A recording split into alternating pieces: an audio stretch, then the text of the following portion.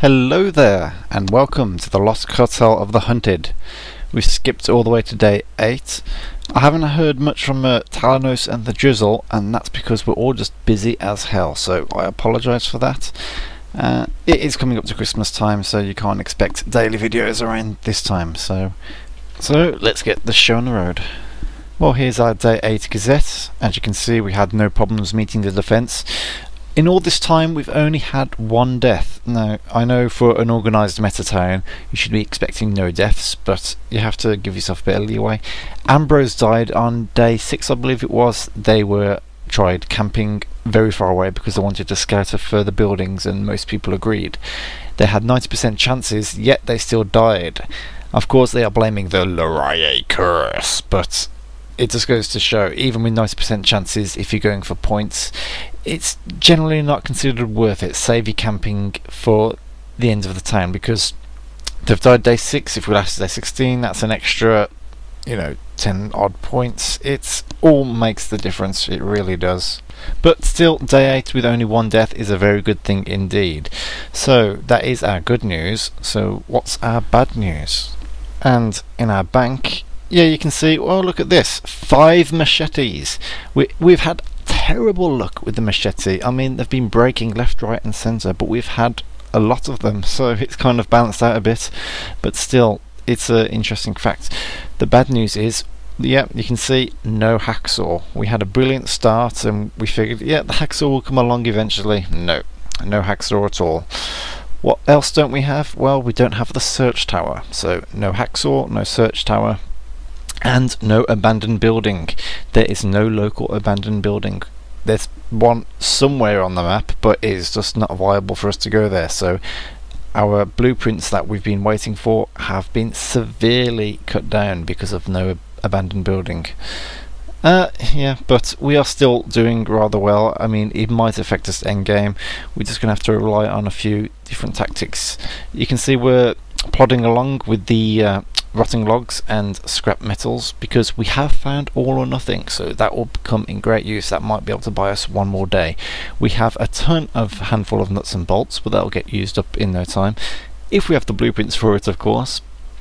Jerry cans are a standard. We're probably expecting a few more seekers from that. We've got loads of pharmaceutical products, so drugs and coffee will be coming as required.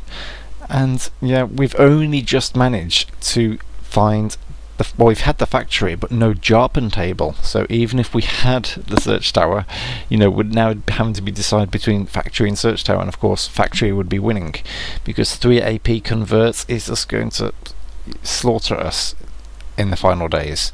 We've had tons of flat packed furniture, and no luck, we've only just got the jarpen table today.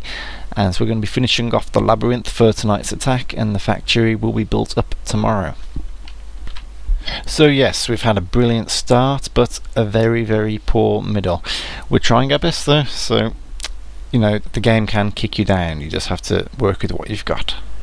Okay then, so we might as well do the construction all in one go, just so we've got a good track record. You can see the labyrinth is nearly finished.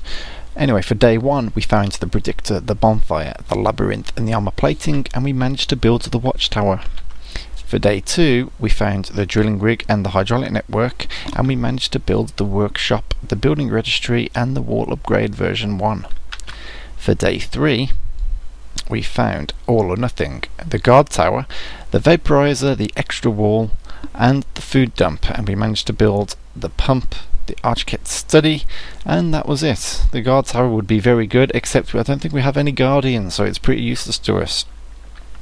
For day 4 we found the armor plating version 2, the mines, the screaming saws, the extra wall, foundations, old school traps, Mount Kilimanjaro, and then we built the foundations and the predictor.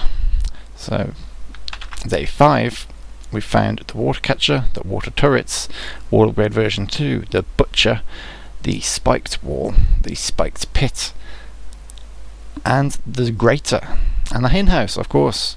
So then we also built the great pit and armor plating. So we haven't had that much construction going on lately, but we've been managing just fine. For day 6 we found the catapult, the war mill, the weapons dump, and then we built the butcher and the armor plating version 2, as well as the hydraulic network.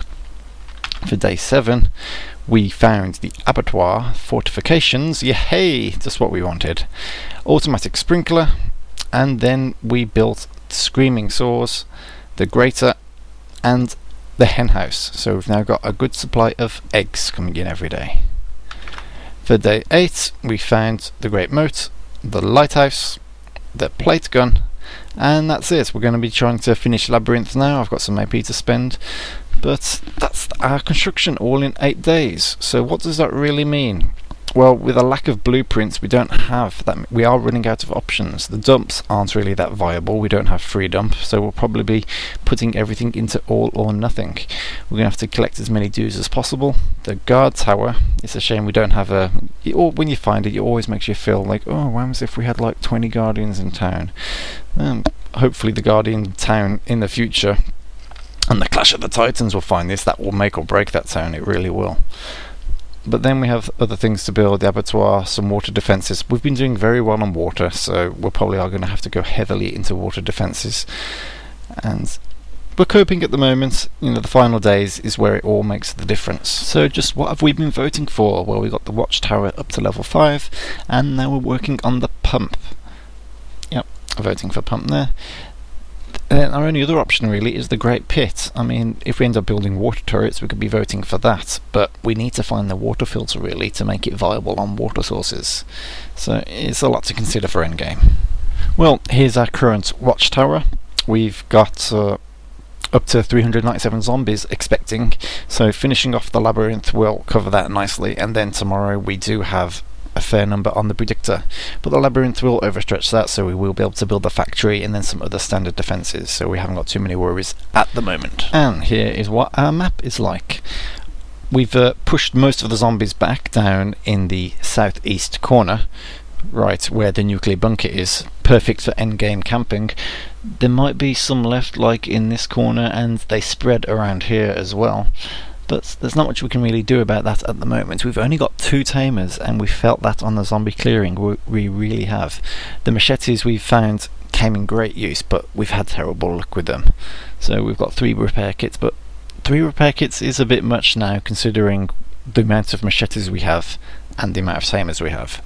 But, you know, in hindsight, as always, we've camped most of the buildings. According to the external map, it might not be too accurate. We've still got to camp the Guns and Zombies Armory and the looted supermarket, as well as the fairground stall. So if no one's offering to camp any of these, tomorrow I might have to go outside for a 3rd camping run, because yeah, we've got a lack of blueprints. We need them.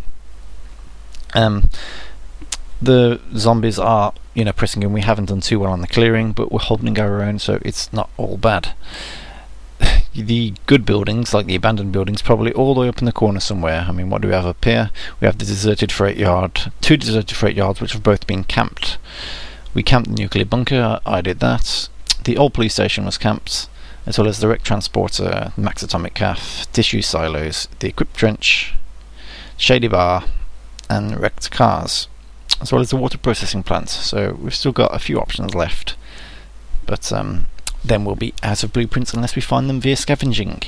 So we are going to start breaking out those drugs and doing some long distance expeditions just to clear up areas like up here and such, get some good scavenging going on. So we're going to have to try and organise that. I mean, the bottom southeast of course is a good idea, but we're going to have to bring in those resources. And you know, it's never too late for a hacksaw. A hacksaw might be perfect in the final days. One can hope. So according to our citizen list, we do have 13 residents, 6 scavengers, 2 scouts, 11 survivalists, and 4 tamers. Those are probably been brother-in-armed tamers, because I'm pretty sure we only have 2. So I can make sure to check tomorrow straight after the attack. Well, tonight straight after the attack. 3 technicians, of course. So we do have a fair chunk of residents, and I've always said I prefer a brilliant resident to a bad hero. I think with these end games now relying so much on survivalists and water, that could be an iffy subject nowadays, but we are going to prove that having a fair number of residents can still be good for the town. We've had bad luck, but that can't be helped, can it? Regardless, I'm proud of how everyone has come together. There's a lot of familiar and a lot of old faces, about 3 or 4 different metas all joining together for this town. So it's turned out better than expected. It really has. I mean, there's been a few personality clashes, a little bit of drama, but nothing too gut-wrenching. Well, we're trying to keep the town forums as lively as possible. We've got 3 role-playing type of games there, and you know, it helps the community gel together, the meta gel together just a little bit more, so it's all good. Blondie Rocks is on the hunt for more girls for the Little Marie's all-girl team. Yeah, we might as well do that on community news. Taking a look here. Community news, Battle of the Sexies. Yes, Little Marie is organising 2 towns with 40 men and 40 women to, you know, have a clash. It sounds like an interesting concept, so of course if you're a girl you need to get down and support the ladies. I might be joining the men's town, just do some and then I'll do some video comparisons with Little Marie just to see how it goes. Of course, with Christmas coming up, there is no set date yet, so yeah, I'm just rambling now because I'm very tired. But anyway, check out the Battle of the Sexies and see if you want to get involved with that. Apart from that, I'm not sure how this competition is carrying on. I don't know if anyone has a... Oh, not a single email from Space Cadet. Yeah, it's a competition. It's a parody and a contest where the 12 days of Die2Nite. Oh, there we go. So it's a karaoke. You got to guess who those 12 people are, and the winner can win some nice hero days. So definitely try your entry and support that. I mean, you can't say no to free hero days, can you? Anyway, I'm going to leave it there because I am tired and rambling. So the citizen highlight is the Drizzle, who apparently is not a hero at the moment. So yeah, a lot of people didn't renew their heroes because of the changes from Season 3 to Season 4, but now they're coming back to Season 4 because of those changes. Was he playing in Season 3? Not much in Season 3, so I didn't like those changes, and not much in Season 2. I think the Drizzle is very busy at the moment, but he has been playing since Season 1, and yeah, he is a very reliable player. A lot of people miss his video blogs, but they do take up a lot of time, so maybe in the future, maybe in the new year, we can try and get some good events going on. But as I've said, he's a long-time friend of mine from Apostle, and hopefully he can be a bit more active. Not at this stage, but it's good to have him back, so welcome back, the Drizzle. Thanks again, guys, and tune in again for another update. I'm not sure when. I am doing some revision at the moment, and then I've got a busy weekend working on the weekend and a stag do for a wedding and all sorts. So I'll try and keep you posted. There'll definitely be one more, whether it's the final video when we're starting to camp. It waits to be seen, but if I don't, yeah, just leave it there. Just leave it there. Tune in whenever for whenever. Signing off.